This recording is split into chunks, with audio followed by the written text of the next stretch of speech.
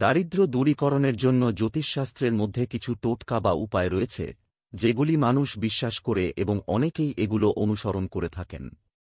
তবে এক্ষেত্রে এটা মনে রাখা জরুরি যে জ্যোতিষশাস্ত্র শুধুমাত্র একটি আধ্যাত্মিক বা আস্থাভিত্তিক ব্যবস্থা এবং এর সাথে বাস্তবিক অর্থনৈতিক পরিকল্পনা বা পদক্ষেপের কোনো সম্পর্ক নেই। অর্থাৎ জ্যোতিষশাস্ত্রকে শুধু সহায়ক উপায় হিসেবে ব্যবহার করা যেতে পারে, কিন্তু এর ভিত্তিতে সম্পূর্ণ জীবনযাত্রার উন্নতি আশা করা উচিত নয়। তারপরও এই জ্যোতিষ টোটকাগুলি কিছু মানুষ বিশ্বাস করে এবং পালন করে। ১. মঙ্গল দোষ বা মঙ্গলকালী। যদি আপনার জন্মকুণ্ডলিতে মঙ্গল গ্রহ দুর্বল অবস্থানে থাকে, তবে এটি দারিদ্র্যের কারণ হতে পারে বলে মনে করা হয়। এর জন্য কিছু বিশেষ টোটকা বা প্রতিকার আছে। লাল রঙের পোশাক পরা। লাল রং মঙ্গলের প্রতীক, তাই নিয়মিত লাল রঙের পোশাক পরলে মঙ্গলের শক্তি বৃদ্ধি পায়। হনুমান চালিসা পাঠ। বিশেষ করে মঙ্গল দোষ থাকলে নিয়মিত হনুমান চালিসা পাঠ বা হনুমান পুজো করলে দারিদ্র্য দূর হতে পারে বলে মনে করা হয়। মঙ্গল গ্রহের রুবি বা মণিকর নামক রত্ন পরিধান করা। ২. শনি দোষ বা শনি কালী। শনি গ্রহের দোষও দারিদ্র্যের অন্যতম কারণ হতে পারে। শনি কালীর জন্য কিছু বিশেষ টোটকা রয়েছে। শনি দয়ালু করার জন্য নিয়মিত শনি দেবের পুজো করা। শনি মন্দিরে গিয়ে পুজো করলে এই দোষ থেকে মুক্তি পাওয়া যায়। কলা বা তেল দান করা। বিশেষ করে শনিবার শনি দেবতাকে তেল বা কালো জিনিস দান করলে কিছু উপকার পাওয়া যায়। শনির পরিধান করা।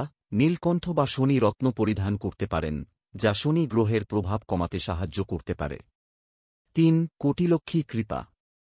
লক্ষ্মী দেবী অর্থ, সম্পদ এবং সমৃদ্ধির দেবী। লক্ষ্মীর কৃপা লাভের জন্য কিছু টোটকা রয়েছে। লক্ষ্মী মন্ত্র পাঠ। নিয়মিত লক্ষ্মী দেবীর মন্ত্র ওম শ্রী লক্ষ্মী নমঃ উচ্চারণ করলে তাতে দারিদ্র্য দূর হতে পারে।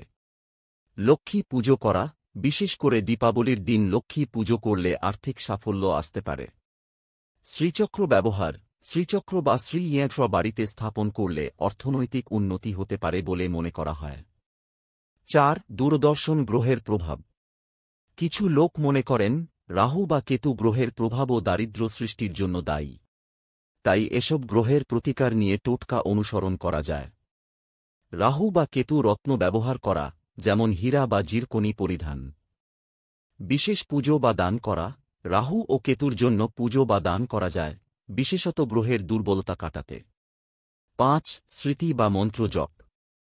প্রাচীন ধারণা অনুযায়ী কিছু বিশেষ মন্ত্র বা স্মৃতি পাঠ করে দারিদ্র্য দূর করা সম্ভব হতে পারে। উদাহরণস্বরূপ, মধ্যরাত্রে একা মন্ত্র পাঠ। মধ্যরাত্রে বা কোনো শুভ মুহূর্তে অম্বিকা মন্ত্র পাঠ করলে কিছু মানুষ বিশ্বাস করেন যে এটি অর্থনৈতিক অবস্থার উন্নতি ঘটাতে পারে। গোপাল মন্ত্র ওম গোপাল গোপাল গোপাল মন্ত্রের জপও অর্থনৈতিক সংকট দূর করতে সাহায্য করতে পারে। ৬. জলদান। নদীতে জলদান। বিশ্বাস করা হয় যে পবিত্র নদীতে জলদান বা তীরে গিয়ে পানি দিয়ে আসলে জীবনে অর্থনৈতিক সাফল্য আসতে পারে। পবিত্র জল পান করা। মন্দিরের পবিত্র জল পান করা বা অন্য পবিত্র স্থানে গিয়ে পানি সংগ্রহ করে সেটি পান করা জীবনকে সমৃদ্ধ করতে সাহায্য করতে পারে। ৭. ঘরোয়া টোটকা। ৫টি তামার পয়সা। ৫টি তামার পয়সা একটি সোনালী কাপড়ে রেখে পেছনে রেখে রাখতে হবে। এতে আপনার জীবনে অর্থনৈতিক উন্নতি হতে পারে। পেঁপে বা কলা দান। বিশেষ কিছু ফল বা শাকসবজি, যেমন পেঁপে বা কলা, দান করলে এটি আর্থিক সমস্যার সমাধান করতে পারে। ৮. খুবই গুরুত্বপূর্ণ, বিশ্বাস ও ধৈর্য। জ্যোতিষশাস্ত্রের টোটকা বা প্রতিকারগুলির কার্যকারিতা অনেকটাই ব্যক্তিগত বিশ্বাস এবং আস্থাভিত্তিক। জীবনে ধৈর্য এবং পরিশ্রম সবচেয়ে গুরুত্বপূর্ণ। অর্থনৈতিক উন্নতি শুধু টোটকায় নয়, ধারাবাহিক পরিশ্রম, সঠিক পরিকল্পনা, শিক্ষা এবং জীবনযাত্রার উন্নতির মাধ্যমে আসতে পারে।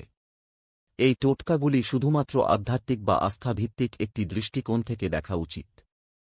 বাস্তবিক জীবনে উন্নতির জন্য কার্যকরী পদক্ষেপ এবং অর্থনৈতিক পরিকল্পনাগুলি আরও গুরুত্বপূর্ণ।